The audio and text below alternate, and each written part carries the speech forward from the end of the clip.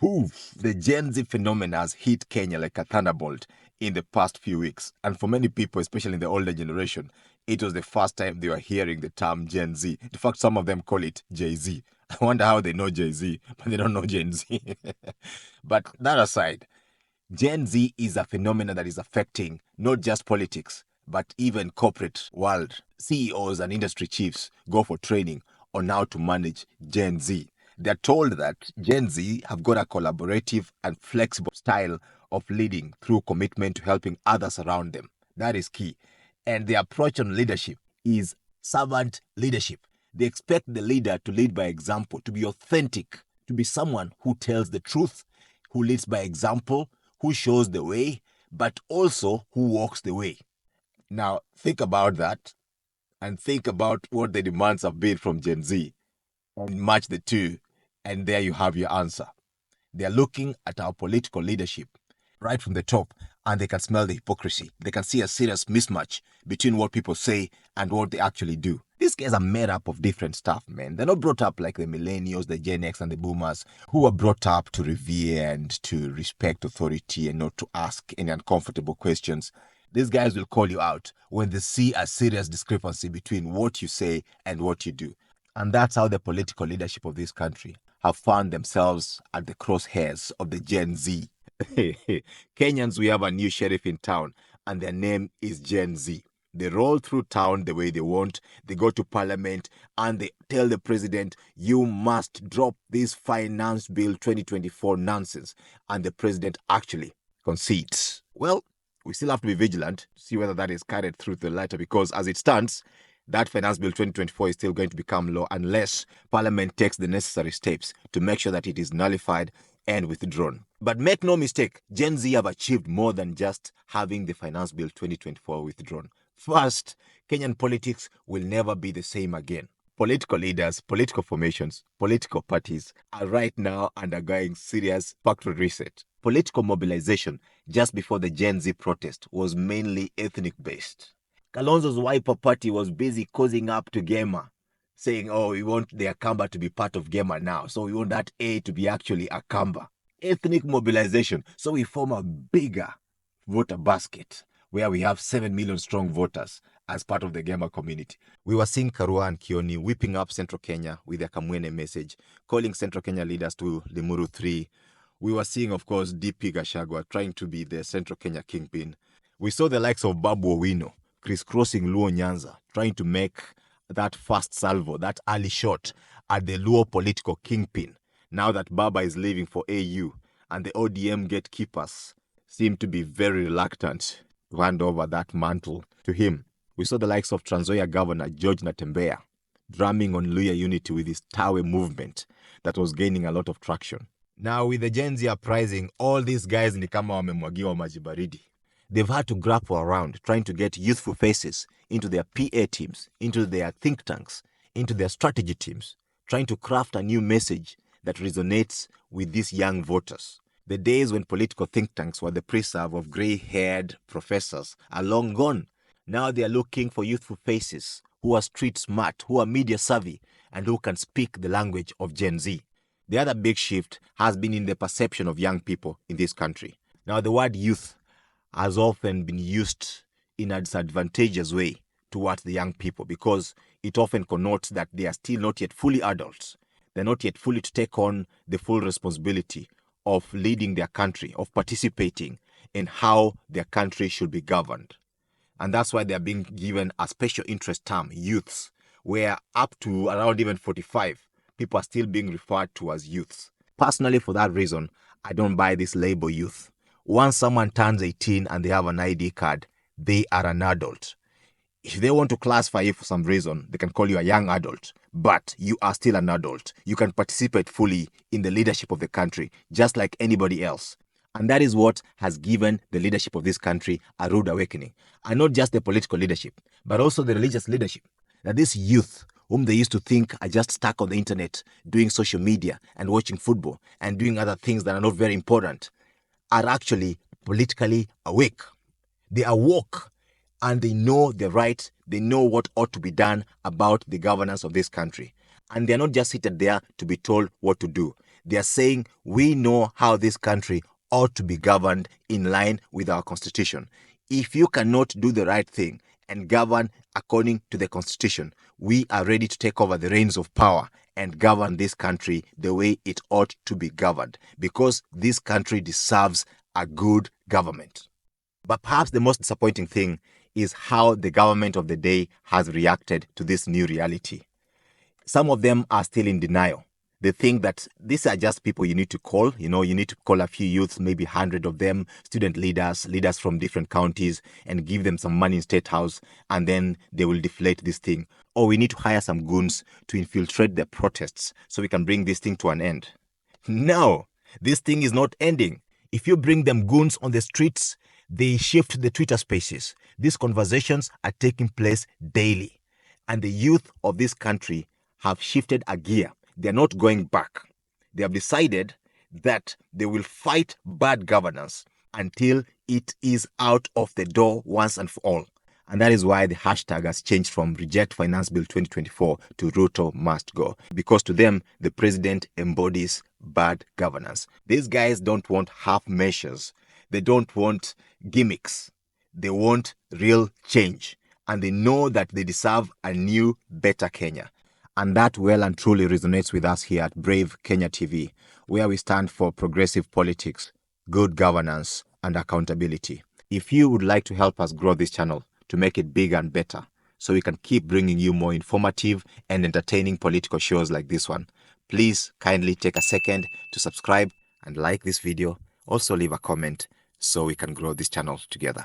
Now, one of the things that Gen Z have been strategizing on is how to effectively leverage on their numbers to effect leadership change in this country.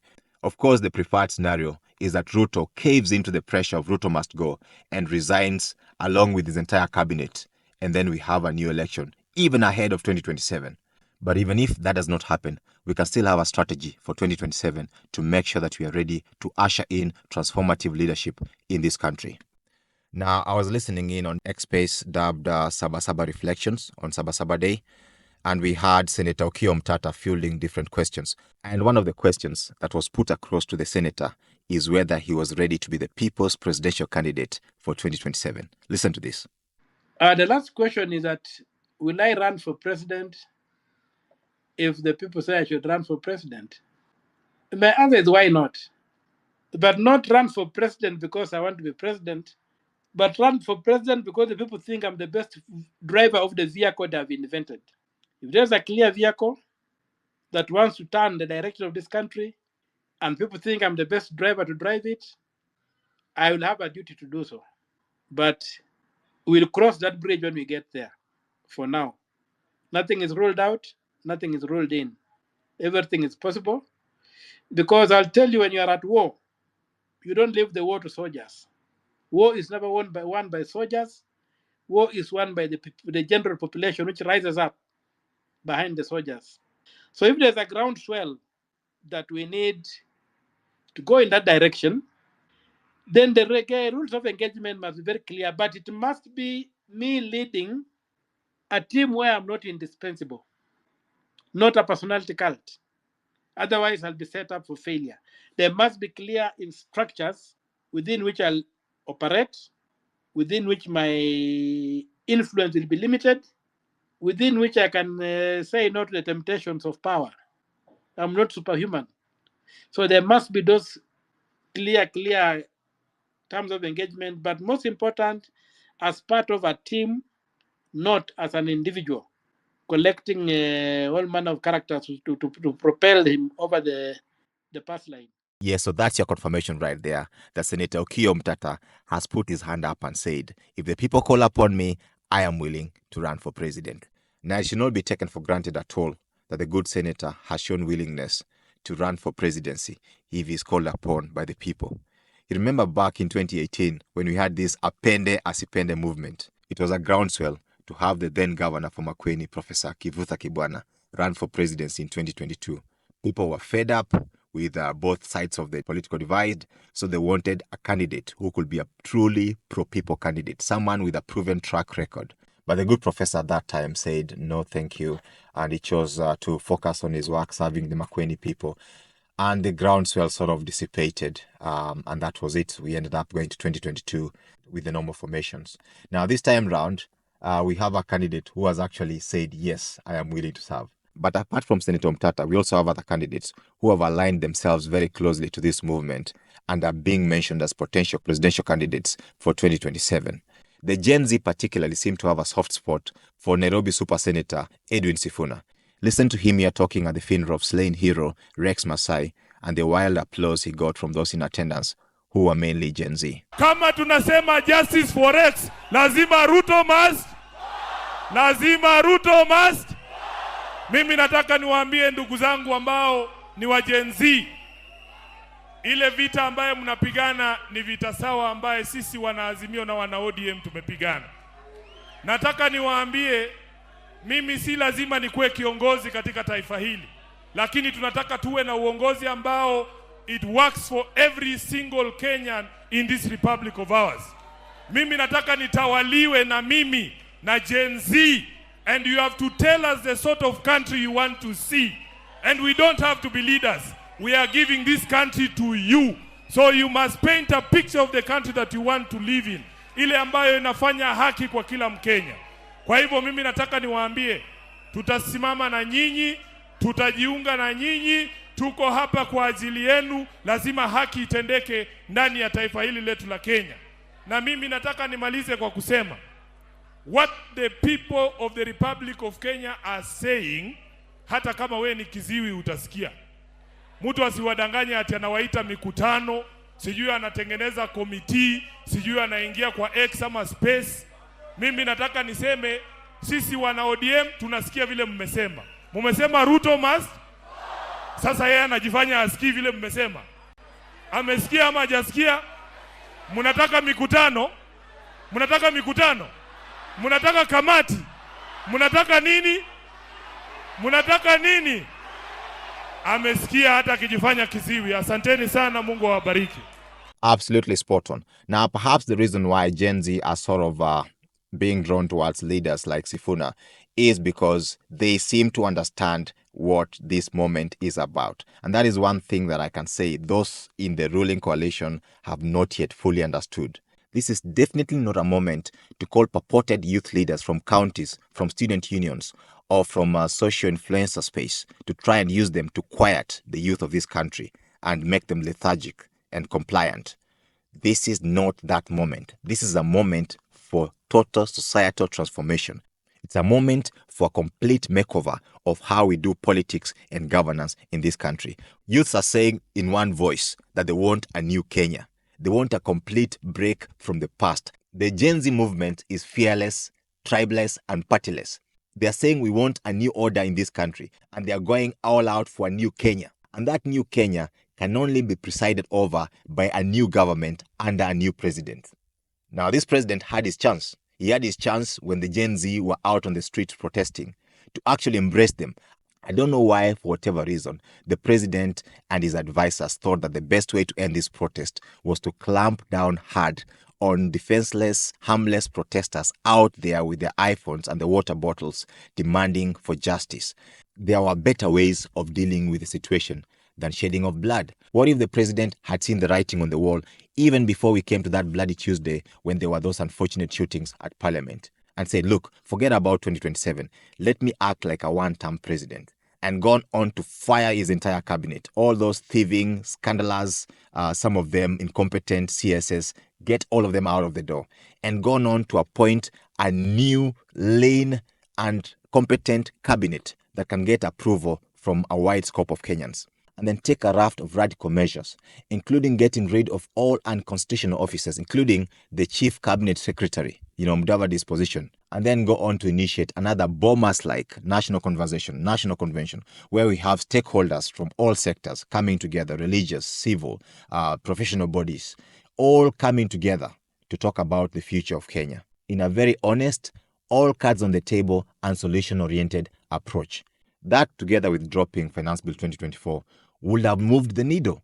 In fact, after doing that, he could have even physically walked into the protest, dressed down, wearing his tracks, and joined the youth on the streets and said, what are we fighting for? The new Kenya we want, I can be the right person to take you forward. and try to charm the youths back into his corner. That, to me, is the only scenario that I think could have worked best in this situation.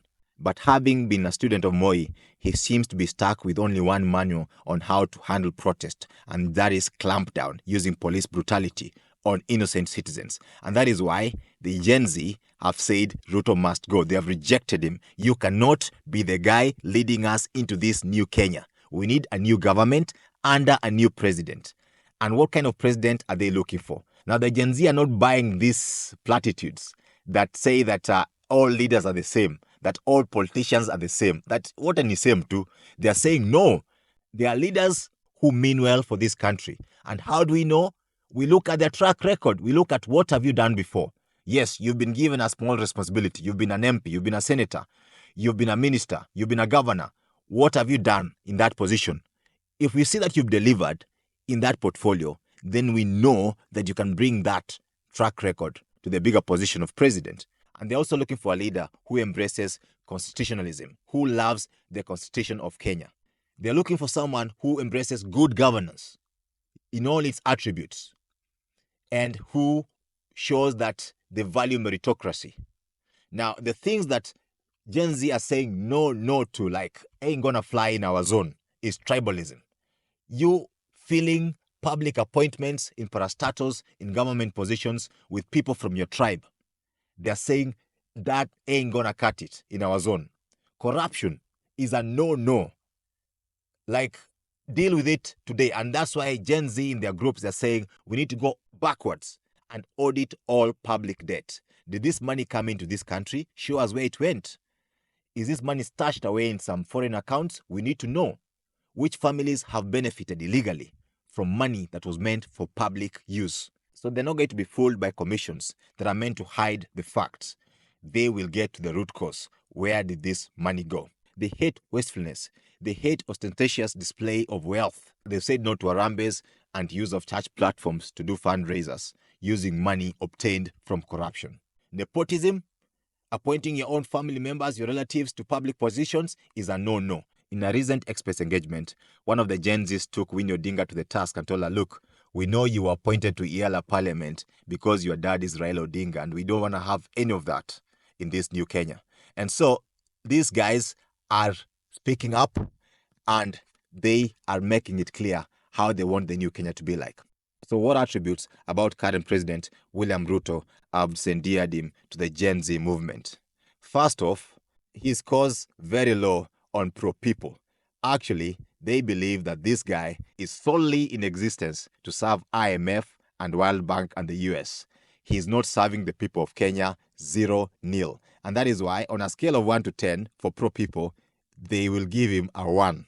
Like, they could have given him a 0, but 1 because he does serve his family and maybe a few people who call themselves shareholders in the government. Same with integrity, because according to them, he is the poster child, the archetype of how not to conduct yourself when you are in public office. And so they can only master to give him 1 out of 10 here. On experience, that one you have to give it to him. Having served as vice president for 2 terms, cabinet minister before that, member of parliament for many years, he gets a 10 out of 10. Charisma, this guy, if you sit down with him, you give him an ear, he will convince you. He will persuade you. He's got a way of speaking to masses in a very conversational, persuasive way. And this is one thing that he learned from Raila Odinga when he was his protege in ODM. He's got it. He's made it his own. He's added religious rhetoric to it to make it even more potent and dangerous. And he's used it very effectively to win over the voters, especially the older generation. For charisma, he gets a 10. And for political mobilization, there's no better person up and down the land in terms of putting together an effective political machinery, especially for a presidential campaign. So he gets a 10 on that as well. So overall, adding them up and percentage-wise, he gets 64%. Now you can see that despite scoring very low on pro-people and integrity, he's still a very potent and dangerous candidate because he virtually sweeps the board when it comes to experience, charisma, and political mobilization.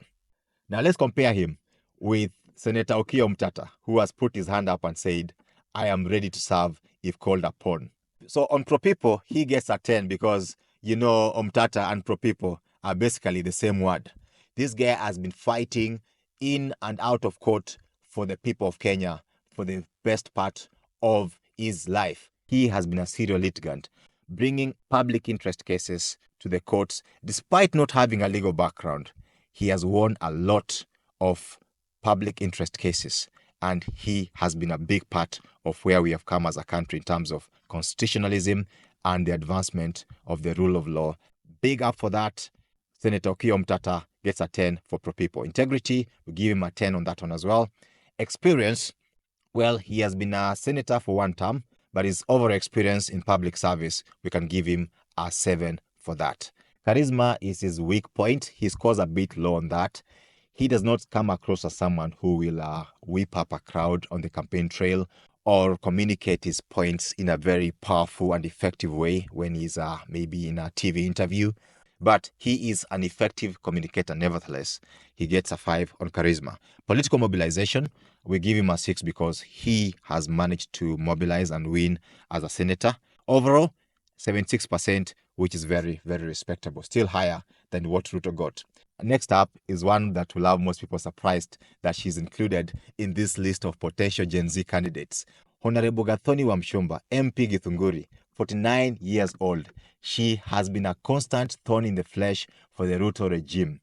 Voted in on UDA ticket, she has chosen to represent the people of Githunguri. When Ruto went out threatening all the MPs to vote for Finance Bill 2023 or else, she is the only UDA MP from Central Kenya who stood up against the president and voted no against Finance Bill 2023 because she said, I've done public participation in my own constituency. People say this bill is repressive, so I'm not going to vote for it. And people said he was the only man from Mount Kenya because he stood up against President Ruto. And they tried to intimidate her with all sorts of gimmicks. In fact, they got an alternative candidate from her constituency who could come and feature when the president is coming to Githunguri. The alternative candidate speaks instead of her as the local MP speaking. They tried to really sideline her, malign her, tried to show that it's just a matter of time before we get rid of you. But she stood firm, and her message was very strong. So this has greatly endeared her to the Kenyan masses. And Gen Z, they have taken note that she is a strong, strong leader who has pro-people interest in her heart. On integrity, she scores a strong 10 as well. On experience, we'll give her 6 because she has done women rep before she became an MP. So 6 for that. Charisma, she scores very high on charisma at 8 because she's one person who's very comfortable addressing crowds. She's very comfortable articulating herself. Having previously worked as a radio presenter, she's very good in communication. And she has a way with crowds, so we'll give her an 8 on that. Political mobilization, she gets a 6. Overall, she gets 80%, which is the highest we've seen so far. Who do we have next? Nairobi Super Senator Edwin Sifuna, 42 years old, SecGen ODM. He is pro-people as it gets. Whatever he opens his mouth to speak, he's talking about issues that affect common mwananchi. And of course, we know ODM was formed on a socio-democratic background. They are for people issues. And when they came to choosing a Secretary General, I don't think they could have made a better choice. On integrity, he scores on 10 because he has not had any scams associated with his name. On experience, we give him a 6. He does not have such a lengthy spell in public service, but he's serving as a senator and getting valuable experience. On charisma, he scores a perfect 10 because there's no one, as far as I know, in the Kenyan political landscape at the moment who is better at speaking the language of the common mwananchi in a way that is relatable and in a way that moves the masses like Sifuna does. This guy has a special way of connecting with masses, whether he's speaking in front of a big crowd or he's speaking on TV or in the studio. And even his opponents are left dumbfounded. Just look up the recent video where he spoke so eloquently at Senator Jenda's mom's funeral. And when he finished, the crowd rose up to leave. People were like, we're done. There's no more speeches after this. And Kericho Senator Aaron Cheruiyot was quieting the crowd saying, I know this guy has spoken like a lion, amenguruma kama simba. Same with Senator Jenda, he was saying it's hard to speak after this guy has spoken. So he's a consummate public speaker. Even when he argues on television, he puts everyone to the shade. UDA are said to be struggling to find someone who can match him on TV debates. He completely obliterates them. They can't respond to him. He's eloquent, he's sharp, he's witty, he's got all in his locker, and hence he gets a 10. Political mobilization, we give him a 7 for that. So overall, his scores are whopping 86%, which is the highest we've seen so far. Next up is a person whom I believe cannot be left out in a conversation about the people's candidate for the next president of the Republic of Kenya, Honorable Otiende Amolo. This guy has been in public service for quite a long time now, having served in various portfolios, including the Ombudsman. And that's why it's quite surprising that he's only 53 years old. MP for Arieda, distinguished lawyer, senior counsel, scores very highly on pro-people. He has shown again and again that he fights for the people. On integrity, we give him a 10, no scandals. Experience, we give him a 7. He doesn't score very high on charisma and political mobilization, largely because he's very good. Make no mistake, he's a very eloquent TV debater. Of course, he's a lawyer. He's got that good command of the English language. He's a very able articulator of his point, very good communicator. But when it comes to the street, speaking out there in political rallies with common wananchi, speaking the people's language, he doesn't score very well. And so that's why he gets a 5 on charisma. Next up is gospel singer Ruben Kigame, who has been consistently speaking the language of change and reform and accountability. At 58 years old, he is as pro-people as it gets. In fact, he was pictured in the recent Gen Z protests. He never misses a chance to join in with the people whenever there's something at stake. And they loved it that he was there in the streets with them fighting against Finance Bill 2024. On integrity, he scores very high at 10. He scores quite modestly on experience, charisma, and political mobilization, tallying up at 70%. Now, Ruben Kigame is a great inspiration. His is a story of triumph against adversity. He lost his sight when he was 3 years old, and despite the challenge of being visually impaired, he's one of the most eloquent, one of the most articulate communicators you will ever find. He loves this country. He's got a deep, enduring passion for Kenya. He's a true patriot who loves his country. He's one of those persons that that he lives and breathes for Kenya. So he will definitely be a great candidate for president. Next up is Gladys Wanga, refreshing young governor for Homa Bay. She secured the ODM ticket for governor in the last election against all odds, and she went on to secure the seat. Now at 43 years old, she's winning plaudits from all quarters for the way she has transformed that county in the first 2 years. She's only served for 2 years, but there's already visible changes of what she has done in that county. She is managing the county funds very well, but more importantly, she's very good at creating networks, with external stakeholders who are bringing in a lot of development and investing in the county. And so Homa Bay is on the upward trajectory thanks to her good leadership. So pro-people, she scores a 10, integrity a 10, experience, she's getting a lot of experience and she's been an MP as well. She gets 7, charisma, she scores quite high at 7 as well. Political mobilization, she also gets at 7. So total, she scores a high 82%, so far second after Sifuna. Next up is someone I believe will be the ideal and logical choice for the people's candidate for the president of the Republic of Kenya, civil rights activist Cyprian Nyamwamu, who is also the executive director at the Future of Kenya Foundation. He has been in the trenches fighting for democracy, for good governance, for accountability, since his youthful days in the 90s as a student leader. He was part of the NCEC alongside the likes of Professor Kivuta Kibwana and Captain Mbati that sort of laid the foundation for that Bomas of Kenya convention that ended up with the promulgation of the Constitution 2010. Politically, he is rooted in social democracy. He is a believer in a government that is pro-people, a government that manages the economy in a way that avails the most benefit to all members of the society, a government that provides healthcare, education, clean water, and good roads to its own people, a government that upholds the human rights of its own people and that respects the people's right to protest and to hold it to account. He is currently serving as the co-convener of Kenya Bora Tuitakayo. This is a coming together of various people's assemblies and civil rights organizations who are pushing for a new Kenya, a Kenya that is characterized by what they call the 4 R's. First R is for reconciliation and national healing. Second R is for reconstruction of the economy. Third R is for restoration of Utu values.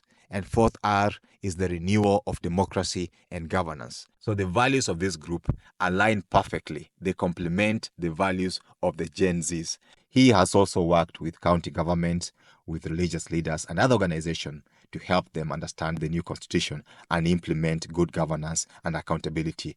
So for pro people, he scores a 10, integrity 10, experience, he gets a 5, charisma, he scores a high 7, political mobilization, he gets a 5, total of 74%. He will be a great choice for the people's candidate for the president of the Republic of Kenya because he is tried, he is tested, he has never been bought. He has stayed the course. He has shown that he is deeply pro-people, pro-democracy, pro-accountability, and pro-good governance. He will be a great, great choice for this position. Now, next up is the one and only Dr. Miguna, the revolutionary general. Viva!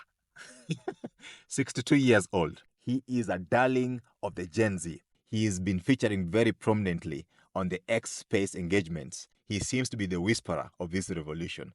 Nobody speaks the language of revolution better than General Miguna. He speaks it like it's meant to be today. He tells them that Ruto must go now. He tells them that you cannot turn back after you've come this far. If you give Ruto space to breathe and regroup himself, he will come back and crush all of you. If you give him space to reconstitute IEBC and go to 2027, you cannot beat him there because he has appointed his own people to be in IEBC, so he will still win the way he has won before. He tells the youth to go for the jugular now. Tells them to come out in large numbers, to congregate in public spaces, to make it impossible for the government to continue operating, and to make it inevitable for Ruto to resign and for his government to go home and come up with a new government. Now, Miguna is a hard one to gauge because he actually pitched for a Ruto presidency. He was supporting Ruto in the elections in 2022. But it seems like he did not get what he anticipated to get from this government in terms of any appointment. And now he has gone back to reclaim his space and do what he does best, which is fight for progressive change in this country. Well and good, we respect him for that. He has put his hand behind the push for change once again, but we cannot forget that he actually supported this regime come into power. Now, here is how he scores as far as the Gen Z are concerned as a presidential candidate for 2027. For pro people, he scores a good 10 because his messaging is always to fight for the common man. Integrity-wise, in terms of his public image, he has not been involved in any known scandals. But in terms of his public comportment, sometimes he's very abrasive. He can sometimes go to the gutter. As seen when he had a TV debate with Esther Passaris, he does not hesitate to say exactly what he thinks about you and bring up all the dirt and wash your linen out there. But most importantly, he may not be trusted by some people because he seems to be a person who can actually take the facts and go write a book about your encounter, about your experience together, as seen by the book he wrote about Raila Odinga, Peeling Back the Mask. So because of that sort of mixed repertoire, we give him an 8 on integrity. Experience-wise, we give him a 5. On charisma, he scores very high because he is up there with the best in terms of diction, communication, expressing himself. I don't know how good he is with speaking in public rallies, on the campaign trail, talking to Mwananchi, but I believe he can make a good case for himself. On television, he is impeccable. His oratory, his debating skills are exceptional. Political mobilization, we give him a 5 on that. So overall, he scores 72%, which is quite respectable, but still lower than most of the candidates that we've analyzed in this series. Now, we've analyzed a total of 8 candidates, exceptional men and women, who could all be good candidates for the presidency of Kenya, who could all be a good choice for the Gen Z to put forward as the people's choice of a presidential candidate for 2027. But following our score system, we've narrowed down to the 4 who scored the highest. And the 4 are, in 4th position is Senator Okiya Mtata, who scored 76%. 3rd position is Honorable Gathoni Wamshomba, who scored 80%. And 2nd position is Governor Gladys Wanga of Homa Bay, who scored 82%. And in 1st position, with a very high score of 86%, is none other than Nairobi Super Senator Edwin Sifuna, who surely presents the best opportunity for the Gen Z to put forward as their candidate for presidency in 2027. Now, it's not lost upon us that there are other Kenyans who perhaps are more capable and who could offer even better leadership. I've got a few listed here. People who have been in the trenches fighting for a better Kenya, fighting for progressive change in this country. Starting with former Governor Kivutha Kibwana, whom we've mentioned extensively in this broadcast. He will be a great candidate for presidency. But you may wonder whether his time is past, given that people were clamoring for him to be the candidate back in 2018, 2019, but he chose not to. And then we have former Minister Martha Karua, who has been very consistent in fighting for progressive Kenya. She was the running mate with Raila Odinga in the last election on an Azimio ticket, and she is still a fighter who believes in a better Kenya and could actually be a very good candidate. But you also wonder whether she's time barred at the moment. Next is Muhisa Kitui, former SecGen for UNCTAD. He's got a huge international profile. He has been in the trenches as well, fighting for multi-party democracy in the 90s. He has come back to Kenya, and he has not shown his hand in terms of whether he's willing to come back into politics, but he will also be a good candidate given his credentials. He also served in the Kibaki government as a minister for trade, I believe. And then we have, of course, their Governor James Orengo, who was in the region of fought for multi-party democracy, has been consistently fighting for the people of Kenya for change in this country, and he fights for what is good for Kenya. His only dampener is that he's not started very well in his early stint as governor of Siaya. There's been a lot of tussles with his deputy and also some claims of mismanagement. So because of that, he might have dented his image quite some bit. So these four could all also be considered as possible candidates for new progressive Kenya. Now, finally, we've got some that I think people will tell me, why didn't you mention these four? Because they have been mentioned, big deal on social media, especially Fred Matiang'i, a former CS, powerful CS in the Uhuru government. And also we've had Babu Owino as well, being mentioned because of his relatively young age. Now, I decided to leave this up to you in the comment section. Please let me know whether I should have included any of these four in my initial analysis as a possible candidate for GenZ in 2027.